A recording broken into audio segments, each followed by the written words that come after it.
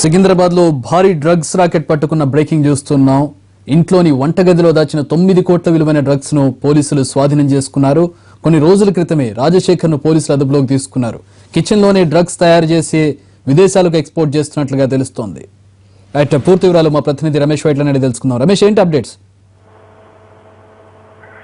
Air force wing commander గా పనిచేస్తున్న రాజశేఖర్ రెడ్డిని కొద్ది రోజుల క్రితమే NCB national drug control bureau అధికారులు అదుపులో తీసుకోవడం జరిగింది. ఇతని దగ్గర నుంచి ఇతనితో పాటుగా మరొక శాస్త్రవేత్తను అదుపులో తీసుకుని వాళ్ళ దగ్గర నుంచి 230 కిలోల డ్రగ్స్ ను స్వాధీనం చేసుకున్నారు ఎన్సీబీ అధికారులు.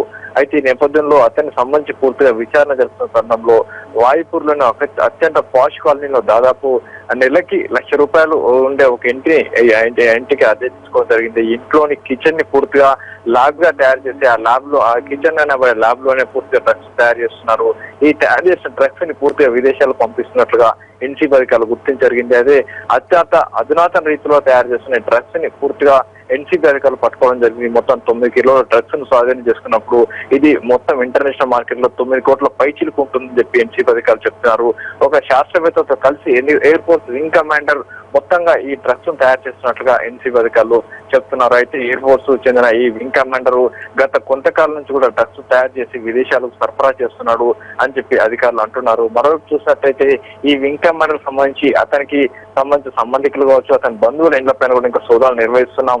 ఈ సోదాలు కంటిన్యూ చేస్తున్నాం. మరోవైపు ఆంధ్రప్రదేశ్, కర్ణాటక, ఇటు తెలంగాణలో 3 రాష్ట్రాల్లో కూడా ఇప్పటికీ ఇంకా సోదాలు నిర్వహిస్తున్నామని చెప్తున్నారు.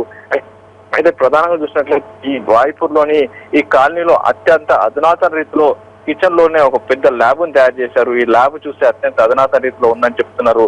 అయితే ఈ ల్యాబ్ లోని డ్రగ్స్ ను తయారు చేసి ఇక్కడ నుంచి విదేశాలకు డైరెక్ట్ గా విమానం ద్వారా పంపిస్తున్నట్టుగా అధికారులు పేర్కొన్నారు. మరోవైపు ఇంకా ఈ విచారణ కొనసాగుతుంది.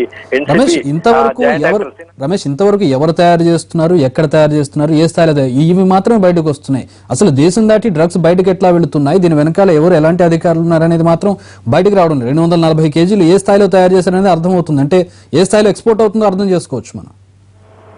ఎయిర్ ఫోర్స్ వింగ్ కమాండర్ గా పనిచేస్తున్న ఏదైతే రాజశేఖర్ రెడ్డికి పూర్తిగా ఎయిర్ ఫోర్స్ లో లోపలికి వెళ్ళడం, బయటికి వెళ్ళినప్పుడు ఇలాంటి చెకింగ్ ఉండవి. అతను స్వేచ్ఛగా ఎయిర్పోర్ట్ లోపలికి విమానాల వరకు దగ్గర వరకు కూడా అతను స్వేచ్ఛగా వెళ్లేందుకు బ్యాగేజ్ తీసుకొని స్వేచ్ఛగా వెళ్లే అవకాశం ఉంటుంది. ఎందుకంటే ఎయిర్ ఫోర్స్ వింగ్ కమాండర్ కాబట్టి అతను డైరెక్ట్ ఎంట్రీ ఉంటారు, ఎలాంటి తనిఖీలు అనేవి ఉండవు. కాబట్టి ఎయిర్ ఫోర్స్ వింగ్ కమాండర్ గా పనిచేస్తున్న ఇతనే తన మిత్రుల ద్వారా ఈ డ్రగ్స్ ని ఏదైతే విదేశాలకు పంపిస్తున్నట్లుగా అధికారులు గుర్తించడం జరిగింది. అంతేకాకుండా ఇతని ద్వారానే ఒక ముఠానే పనిచేస్తుందని చెప్పి కూడా ఎన్సీబీ అధికారులు చెప్తున్నారు. ఎయిర్ ఫోర్స్ లో పనిచేస్తున్న కొంతమంది అధికారులు కావచ్చు, లేకపోతే ఎయిర్పోర్ట్ లో పనిచేస్తున్న కొంతమంది అధికారులు వీళ్ళంతా కలిసి రాకెట్ ను నడుపుతున్నట్టుగా అధికారులు ప్రస్తుతానికి చెప్తున్నారు. ఆ దిశలో కూడా విచారణ చేస్తున్నాం. ఇప్పటికే కొంతమంది ఎయిర్పోర్ట్ అధికారులను కూడా అదుపులో తీసుకున్నామని చెప్తున్నారు. ఎయిర్ ఫోర్స్ వింగ్ సంబంధించి కొంతమంది ఇప్పటికే ప్రశ్నించి తమ ఆధీనంలో కూడా పెట్టుకున్నామని చెప్పి కూడా అధికారులు అంటున్నారు. Thanks for the updates Ramesh.